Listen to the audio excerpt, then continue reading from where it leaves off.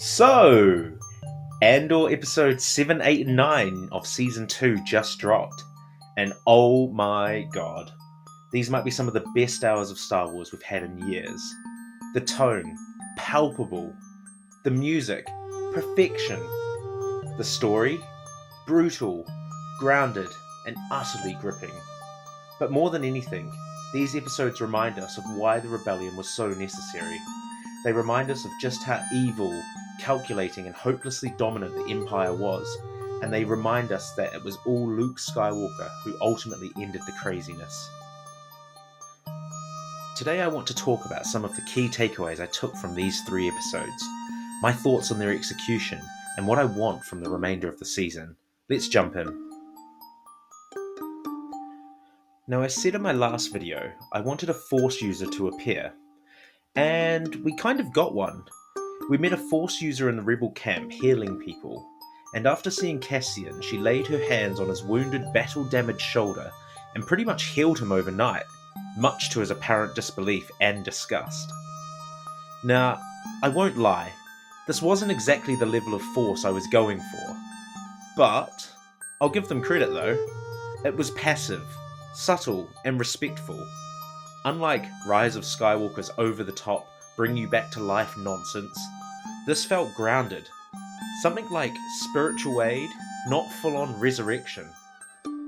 But still, I wanted more. Not action or lightsabers, but just something to anchor the Force in the wider galaxy. A whisper of its presence, and yet, this scene did do one thing well. It reminded me that even though the Jedi are gone, the Force still prevails. It's still out there. This opens up an incredible question. What would the Sith think about these unaffiliated, or better put, non-Jedi sensitives? Are they seen as threats? Assets? Or are they beneath notice? In a galaxy without Jedi, what becomes of the Force's other users? In Star Wars Legends, Darth Sidious was known to be indifferent to other Force users. Provided they didn't interfere with his plans or pose a threat, he focused primarily on eliminating the Jedi and consolidating power. Although Palpatine in Star Wars Lord of the Siths, in Legends, also sees Force sensitives outside of his control, and therefore a threat, even those who aren't Jedi. So it's a tough one to gauge. Vader, on the other hand, had more of a complex relationship with Force sensitives. In the Darth Vader and the Ghost Prison comic, Vader is portrayed as coldly calculating, dealing with threats as he deems necessary. We also saw in more recent years in the Darth Vader comic, issues 14 and 18, Vader is shown hunting down unaligned Force users like the Barish monks, which suggests he views them as threats or impurities. In both canon and legends, the Sith generally believe all Force users should either serve them or be eradicated. There's no tolerance for neutrality in their ideology, but it also suggests that while the Sith were primarily concerned with their own power and the Jedi, they were aware of other Force users and dealt with them based on the perceived threat level. Let's talk about the Ghorman Massacre. The build-up was chilling. The music, the tension, it was all balanced by the propaganda spreading through the central systems and the stark reality of seeing how the Empire consolidated and embedded its power. But here's my critique. The actual massacre felt small. We only saw Coruscant's reaction to what was being broadcast. A couple of news presenters covering the news. And we didn't see any other core planets react. If Gorman was so important that the Empire needed to exterminate or displace their entire race and then place a fortification on the planet, then where were the Star Destroyers? I would have loved to see something new like an orbital bombardment or something like that. Imagine this. The Gorman rebels start winning the ground battle, and in a panic, Dedra, she authorises the bombing. And we see 3 or 4 Star Destroyers laying waste to the city in a display of power from the Empire. Cold, efficient, ruthless. This would starkly contrast the effort required to subjugate a planet with conventional means versus the instantaneous destruction the Death Star could unleash with a single blow. It would have led beautifully into Rogue One, where they can destroy a city with a single low-powered blast. And it would contrast nicely the effort it took to enforce power before and after Project Stardust was complete. Now, Mon Mothma. Her arc in these episodes was profound. Her escape from the Senate, the weight of her speech, and her confrontation with the brutal reality of war marked a significant transformation in her character. Previously, her involvement was largely political, and her understanding of the Empire's cruelty, deaths, and atrocities were always second-hand, something she'd heard about, never actually witnessed. The war became real very fast. After witnessing Andor murder to save her, you could see the shock and disbelief she had. Even saying, "I don't think I can do this," implying she was in too deep. This moment ties in beautifully with her appearance and speech shown in Star Wars Rebels, where she addresses the galaxy via hologram and declares her open opposition to the Emperor, where her transformation feels earned, a senator finally stepping into the fire. The dynamic between Cyril and Dedra, it's unsettling and uncomfortable, and that's intentional. Cyril's obsession with Dedra, viewing her as a symbol of order and power, he follows her every word. Believing he's sent to Gorman for reconnaissance to weed out rebel cells, he gets in too deep. When he realizes Dedra's been lying to him for months about the true intentions of why he's here, he loses it, running from Dedra right into the plaza where the attack is mounting.